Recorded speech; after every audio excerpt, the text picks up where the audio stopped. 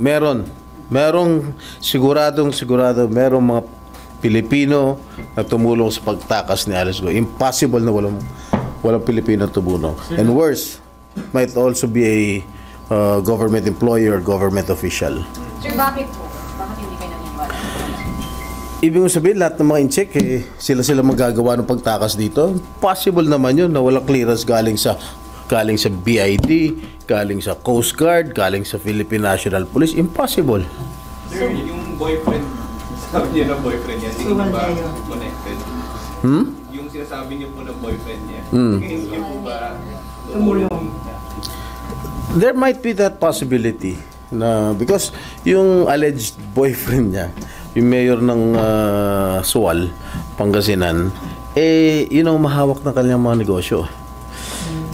Katulad yung binulgar kong Alicel, Aqua Farm. Kinuha yung dalawang pangalan niya, Alice tsaka Liceldo. Hindi daw natuloy. Kahit hindi tuloy. Pero may project na ganun. May mga negosyong ganun. And it's an open secret. I have talked to some mayors in Pangasinan.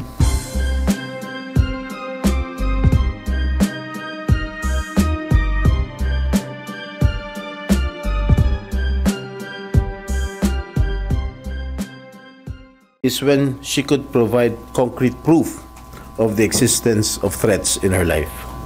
Yun lang. So sir, yun ang inyong condition bago pag-iyan Yes. yung executive session? Yes. And of course, I cannot decide by my lonesome. Of course, I have to bow to the wisdom of our chair, si Senator Risa Ontiveros, and all the members of the committee. So sir, right now, walang authorities na makapag-validate dun sa kiniklaim niyang death threat? Yes. Hindi ko alam kung gawa-gawa lang niya yun para makaiwas siya sa mga tanong ng mga senador. She hasn't reported it to the police authorities, to the law enforcement agencies. Kung talaga may death threat siya, di sana na siya. Pumunta siya sumulat siya sa Philippine National Police or other law enforcement agencies. But up to now, as we speak, wala naman siyang nire-report. So yung foreign national po na tumulong po sa kanya, paano po yung mapapanagot? I don't know because he is a foreigner. He is a Chinese national and allegedly, based from the reports that I have received, he fled the country and he is now in Taiwan. Sir, ano yung character nung foreign national, Chinese national? I heard that he is the boss of all the bosses of Pogo. So possible namang galing din sa kanya yung threat kay I do not know. I do not have any idea. But if you remember, ang sabi ni Alice Go, yun daw nag-facilitate nung kanyang pagtakas, sinabihan daw niya ng hindi magandang salita. So I asked her, kung sinabihan mo siya ng hindi magandang salita, bakit siya nagpatakas sa'yo? Bakit siya nagpahiram ng yate sa'yo?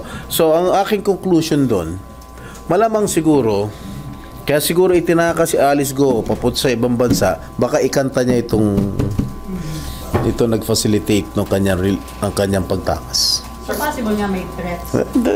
Maybe. Sir, just for the record pwede naman may reveal kung sino po yung sinulat niyang pangalan? Well, maybe I'll just give the bigay ko na lang kay Senator Risa yung freedom para siya na siguro maglabas ng pangalan because I am not the chairman of the Committee on Women. Pero na-mention na yung name niya, sir, sa hearing kahapon. Yes, but hindi naman alam ng publiko kung sino yung sinulat niya. I'll just let Senator Risa she's free to tell you kung ano yung pangalan yung nilista ni Alice Go. Pero naniniwala kayo na walang Pinoy na tumulong? Hindi ako naniniwala. Merong sigurado merong mga Pilipino na tumulong sa pagtakas ni Alice Go. Impossible na walang Pilipino tumulong. And worse, might also be a government employee or government official. Sir, bakit po? Bakit hindi kayo naniniwala? Ibig mo sabihin, lahat ng mga in-check, sila magagawa ng pagtakas dito? Possible naman yun na walang clearance galing sa BID, galing sa Coast Guard, galing sa Philippine National Police. Impossible. Sir, yung boyfriend, sabi niyo na boyfriend niya, tingin niyo ba connected? Yung sinasabi niyo po na boyfriend niya, tingin niyo po ba tumulong? There might be that possibility na because yung alleged boyfriend niya, yung mayor ng Sual, Pangasinan, yun ang mahawak ng kanyang mga negosyo. Katulad yung binulgar kong Alicel, Aqua Farm. Kinuha yung dalawang pangalan niya, Alice tsaka Liceldo. Hindi daw natuloy. Kahit hindi tuloy. Pero may project na ganun. May mga negosyong ganun. And it's an open secret. I have talked to some mayors in Pangasinan. Alam mo naman nila. Pupunta rin si Alice Go sa... She's frequenting Sual. So, may relasyon O may isa siya na. Ha? Sir, what do you make of the decision ng kampo ni Alice Go not to post bail until now? Well, that is a strategy for them not to be detained here in the Senate. But we will request the court for her to be under the custody of the Senate. Yung enough na yun, sir, na mag-request na lang na... Yes, the court has already granted the request of the committee of the Senate. Pero di ba comfortable naman dito kumpara daw sa marami na wala pang aircon and all? Well, I cannot say that it's more comfortable there because I've been there.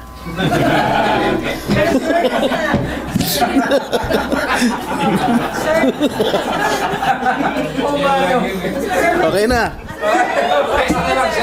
Sandali lang. Sapat pa yung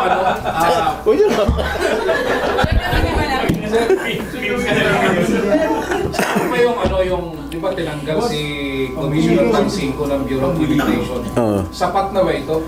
Well, we have the government has to, or maybe the DOJ has to investigate really who is behind the escape of Alice Go. Sir, nung sinabi ni Alice ko na walang tumulong sa kanya, paano? Sinungaling.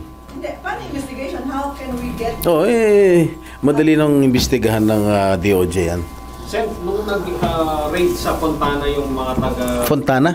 Sa PAOK, yung mga taga PAOK, nag-raid sila. May nahuli sila mga relatives daw ni Wang Ziyang na sinasabing, yun nga, isa sa mga leader ng Pogo. Sa tingin nyo, mas mahalaga din ba na makuha natin si Wang Ziyang? Well, sana kung makukuha natin, much better. Kaso mo, wala na yata dito sa bansa eh. Based from my reliable information, he has already fled to Taiwan. Pero according to Senate President Escudero, kahit nakalabas ng bansa, hindi daw ba dapat yung maging hinder na mapanagot sila? Oh yes, of course. Tuloy pa rin naman ang investigation kahit wala na yung si Wang Ziyang. Siya ba, sir? Kasi sir, sabi niyo nasa Taiwan na rin tong ano. Oo nga. So, si Wang Ziyang po ba? Most probably. Okay na? Anong pasabog mo ulit?